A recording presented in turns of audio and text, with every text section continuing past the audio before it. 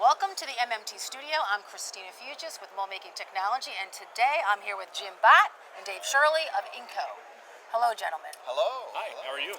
Very good. How are you? Very good, very good. So, INCOE offers a variety of hot runner technology and MoldMaking technology. We've covered it here and there, and you've supported us since the beginning. But why don't we talk about specifically valve gating technology? Okay. What is a common challenge you see with customers today with valve gating pin control technology? What challenge do you see with customers today for which valve gate pin control technology is the answer? Right, okay. Honestly, a lot of the applications we use valve gates for has not changed necessarily since valve gates were introduced. Okay. In years, most of the time valve gates are still used for cosmetic purposes where you can't tolerate cosmetically a gate that's produced by a thermal gate. So we're still using them largely for that purpose, for cosmetic purposes. Of course, sequential valve gating is also very Yes. commonly used with valve gates to be able to control flow lines and flow patterns throughout the part. More specifically, we have a product that we call soft gate, which is a way of controlling the velocity at which a pin opens. And there's benefit to that. In fact, I think Jim's probably better at explaining the benefit of that product than I would be if you want to. Yeah, so it was a number of years ago. We were seeing a phenomenon of filling these parts and having aesthetic blends, and they were called, the different names, ghost marking, Okay.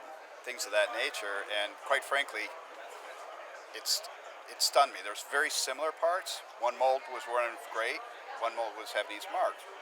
And it was a few years later that we came up with this revelation of watching the fill simulations and then paying attention to the isochrones within the simulation that give the velocity of the material within the cavity. And then we were noticing that if that material started to slow down, those isochrones in the simulation became flat lines, and when you open up the next gate, they're diameters or circles. And that's where there was a delta in velocity. And that velocity would jet either back or forward. And so that, once we discovered it, now we had to discover a solution. And we just found that if we take that valve pin, and instead of retracting it at a normal pace, we controlled the speed of the retraction. Okay. And by doing so, that leveled out the delta and pressure. And once it leveled out the delta and pressure, the aesthetics were greatly improved. We call it soft gate because it actually more gently allows the flow of material into the cavity. Got it. Rather than when you just open it at the speed you normally would open with the valve gate, the material comes in at a much higher velocity. And so by controlling the speed, Okay. and that's why we call it soft gate. Got it. Because it's What's a in the name? gentle way of allowing material into the cavity. Okay. So it does that aesthetics. It does the aesthetics, and we also found it lowers it lowers the tonnage by sometimes 10-15%. Oh, really? Yeah. What is it lengthwise? So when you go and you're basically troubleshooting that, right, and developing a technology, how long did that take? Well, when you're doing a fill simulation, right? And not only I mentioned those isochrones visually, but it'll also have a pressure versus time curve on your simulations, and you'll watch the pressure go up, and the next gate opens, it drops, and it goes up, and it looks like a sawtooth. Okay. Right? Yeah. And anytime you see that sawtooth, that drop, that means there's an opportunity for that material to jet back. So then you start talking about it. Does anyone see this? Right. And is that a problem? And then you decide if it is or not.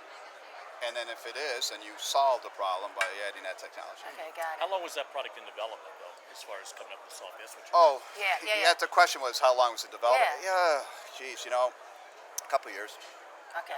Yeah, a couple Okay. years. And we do it hydraulically or pneumatically. Okay. So let's move to balanced hot runners. So I think you partner with Beaumont, Yes. right, with their melt flipper technology, right, to develop the solution for mold filling and balancings, right? Can you talk about your scientifically engineered hot runner system? How it's engineered on a custom basis, Sure. and what common practice is it replacing? With regard to melt flipper? Yeah.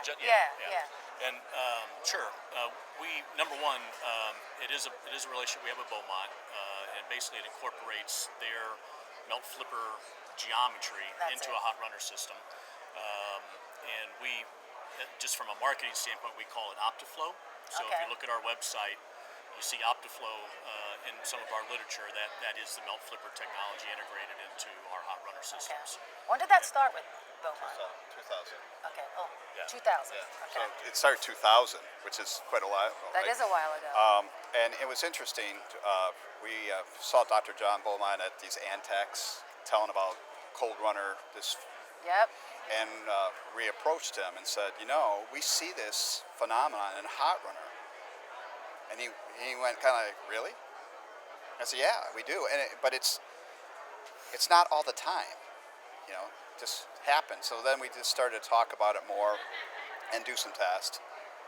And what took so long to get it developed was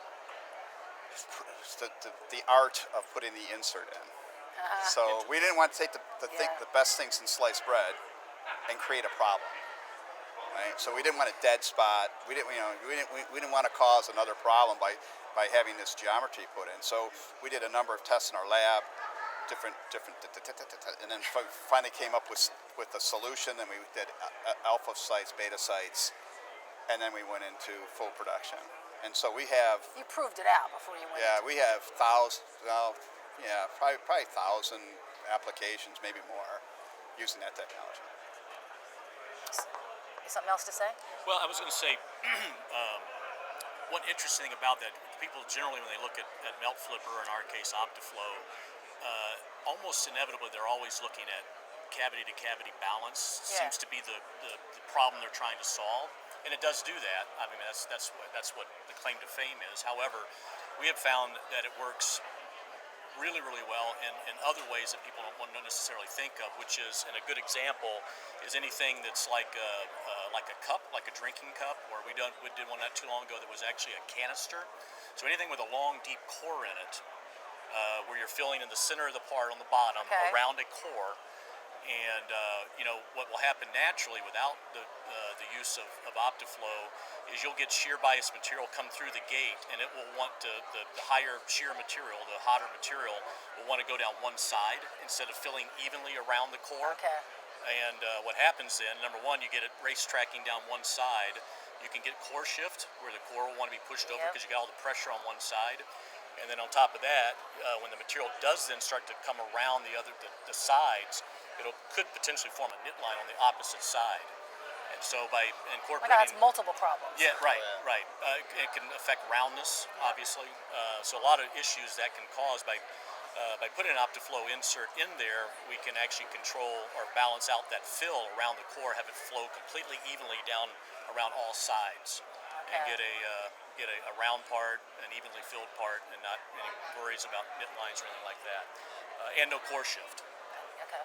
And I'd like to add, one of the phenomenons that's common with stack tooling, using a sprue bar.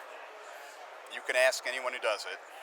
The side on the fixed platen fills differently than this other side. Always. And they live with it. There's many things mold builders They live with it, molders. and they don't need to. And once they find out that when on any type of stack tool with a sprue bar, we put that technology in automatically, and that will give you face-to-face balance.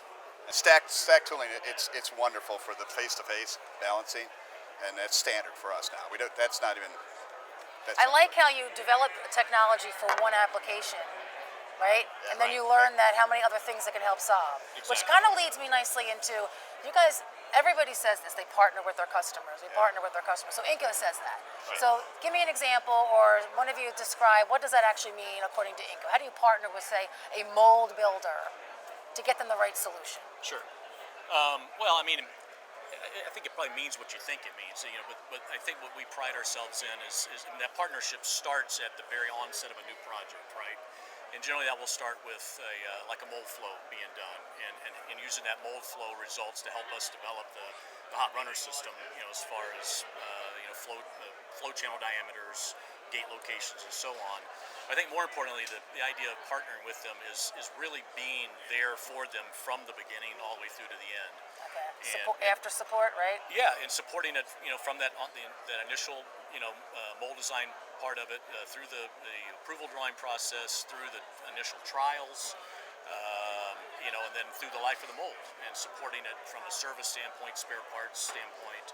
And so that partnership is there the whole way through. And I think we feel our success is based on our customers in a sense, right? And so having that strong partnership all the way through the process and really never leaving them unsupported is just really important to us. And do you work differently with a mold builder customer versus a molder customer? Differently? No, I mean, okay. Here's how it works in our. Yeah, actually, yeah. Tell me how it actually works, because from my understanding, the mold builder is told what system to use. Well, they're given options. Okay, they're not typically single sourced, right? So it starts off at an OEM level or a tier level, right? The molder either. Sometimes the OEM molds, sometimes it doesn't. So that's where the specification begins, and they'll give the mold maker options, A, B, or C, right?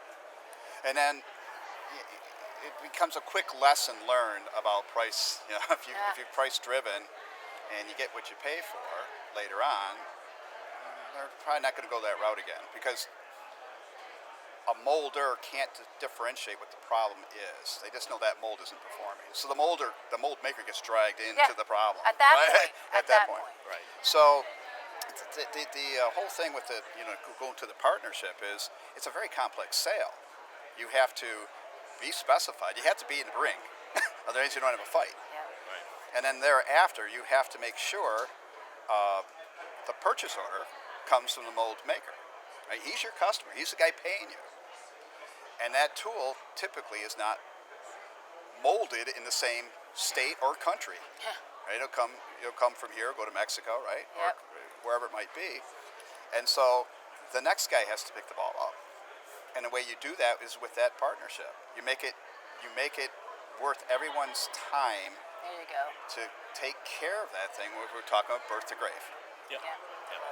All right, so we're celebrating 25 years this year. So I have to ask each of you, in terms of hot runners, past 25 years, biggest innovation, in your opinion?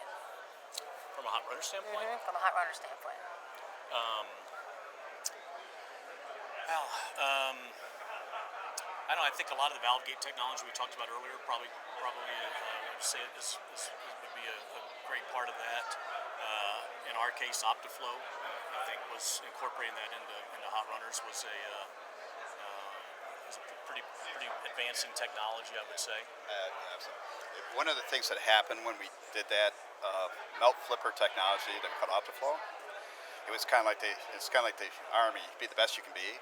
So what happened was, when you put that technology in, it actually separates out what they call steel imbalances and rheological imbalances. Rheological just means experiences. That's it. Okay. Fancy word. So it literally calls it out. So if you fix the rheological portion with the melt rotation, but you have these steel conditions, which could be tolerancing, homogeneous heat profile, gate, all this quality stuff, right? So you don't want to be the ugly baby, right? You want your hot runner. So it made us better. We improved heat technology. We improved FEA. So that launched a whole bunch of other. Oh yeah, so it just made you better. Cool, yeah. FEA thermal analysis, things, all these types of things that made you watch your P's and Q's. Yeah. Because you didn't want to be the guy called out, right? Exactly. Right, so. All right, last but not least, what gets you excited about the future of mold making? A couple things. I would say here, as of late, the last year or two, probably since COVID perhaps, seeing some reshoring of tool building coming back to the United States. I mean, that's certainly exciting. I hope we continue to see that trend. It's obviously good for everyone who's at this show right here, all the mold makers, us as well. I don't know. Technology is always exciting. There's all kinds of technologies out there that are being developed regularly that allow you to make molds faster, cheaper, better. I think that's exciting. And I would even say, like, just a couple of days ago, we had a customer stop by our stand that had a young woman with him who's just out of high school. Taylor, the apprentice? Yeah. Chuck the apprentice? Yeah. And I think that's so cool, and I find that exciting to see a lot of these mold makers knowing that they've got to backfill with people who are going to be retiring. All us old baby boomers are getting old and are going to be retiring. It's great to see some of these mold makers making the effort to seek out young people in high school or in trade schools and get them involved. And I agree. I think that's exciting. I agree. How about you, Jim? I mean, the camaraderie of the whole business is always exciting, and it's exciting to see the young people. Initially, they don't know what to make of it, right? What is this? What is this? Yep. And work can be fun Yeah. and creative. Yep. And so I just constantly see the creativity of the American mold builder, right? Yep. It's we're very fortunate where we travel the world and we have different experiences all over. And I can tell you without a doubt that the innovation of beginner to done, finding out the solution, is unmatched here in this country. Great way to end it. Thank you, gentlemen. Yeah, thank you. Thank you. And for everything mold making, visit moldmakingtechnology.com.